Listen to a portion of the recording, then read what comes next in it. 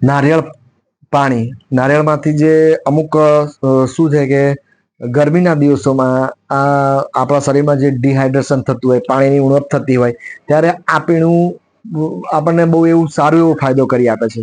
હવે આમાં શું છે કે કેલરી ઓછી હોય છે, એટલે કે ગરમીના દિવસોમાં જે લોકોને ડાયાબિટીસ હોય, જે લોકોને વજન વધારા હોય, એ લોકો માટે શું છે, કદાચ શેરડીનો રસ અને કેરીનો રસ પીવો એના કરતા તમે ઉનાળામાં જે લોકો મોટાપાથી પીડાય છે અને જે લોકો ડાયાબિટીસથી પીડાય છે એ લોકો માટે શું કે આ નારિયેળ સારું કામ કરી જાય. નારિયેળ છે, તરબૂચ છે, એ અને લીંબુ પાણી છે, એ વધારે કામ કરી જાય. કેમ કે કેરીમાં અને શેરડીમાં શું થોડી ઘણી કેલરી વધારે હોય છે, એટલે કે કદાચ એમને પાછળ જતા ડાયાબિટીસનું થોડું વધી શકે છે, કાં તો પછી એમનું કેલરી માત્રા વધી જાય.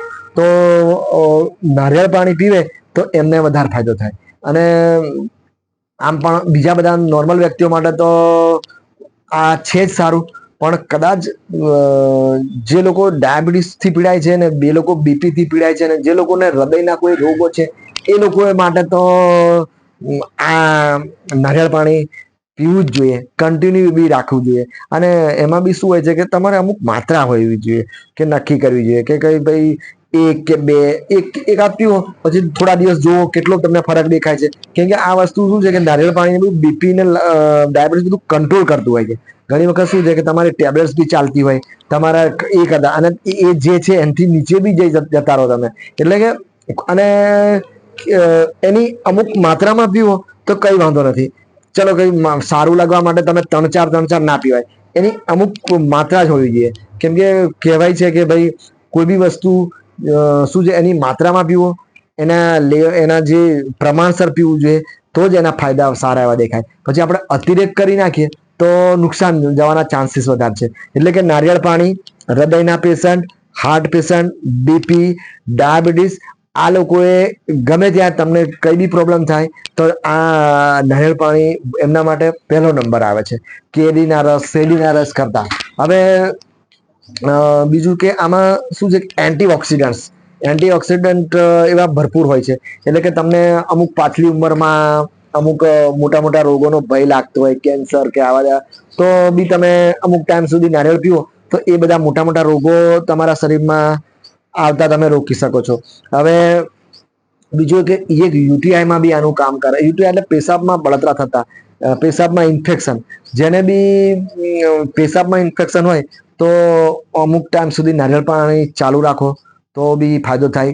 ઝાડા અને તાવના કિસ્સામાં પણ આ શું છે કે એનાથી તાત્કાલિક એનર્જી મળે છે, અને થોડું પેશન્ટમાં શું ડિહાઈડ્રેશન ઓછું થાય. અને અમુક જે રોગો હોય ને, જે વાયરસ અંદર શરીરમાં આપણા જે જીવાણુ આવ્યા હોય એની સામે લડવાની તાકાત બી સારી આપણા બીજા શરીરના કોષોને મળે. તો શું છે કે બીમારી, ઝાડા હોય, તાવ હોય તો તમે લીંબુ શરબત છે, મોસંબી છે, નારંગી છે, નારિયેળ પાણી છે, જે મળે છે તમને, જે તમે ખર્ચ કરી શકો છો એ તમે ચાલુ કરવું જોઈએ. અને શું તમે જલ્દી 2-3 દિવસમાં એ રોગ સામે લડીને ઊભા થઈ શકો છો.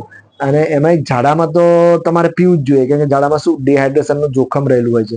તો નારિયેળના જે અમુક મેન જે અમુક આપણે જાણવું જ જોઈએ, અને જે આપણે હા, નારિયેળમાં શું છે કે જ્યારે એ પાણી પીવાથી ફાયદા છે, પણ જયારે એને સૂકવીને જયારે કોપરું બનાવી દઈએ, આપણે નહીં કહેતા કોપરું બનાવીએ, ત્યારે શું એમાં ફેટ વધી જાય.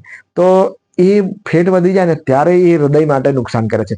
એટલે કે જેટલું એનું પાણી જેટલું હૃદય માટે ફાયદાકારક છે એટલું કોપરું ફાયદાકારક નથી. કે ફેટ વધે એટલે હૃદયને તો થોડું અઘરું જ પડે. તો હવે જેવું જાણતા હોય એવું કે છે. મને એવું લાગે ત્યાં સુધી કે હૃદયના પેશન્ટો એ બીપી વાળા પેશન્ટ નારિયેળ પાણી એમના માટે બહુ હિતાવહ છે.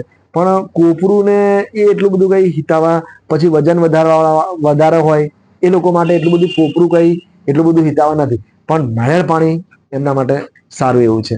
સારું, ત્યારે બીજા વિડીયોમાં મળીશું. ચલો.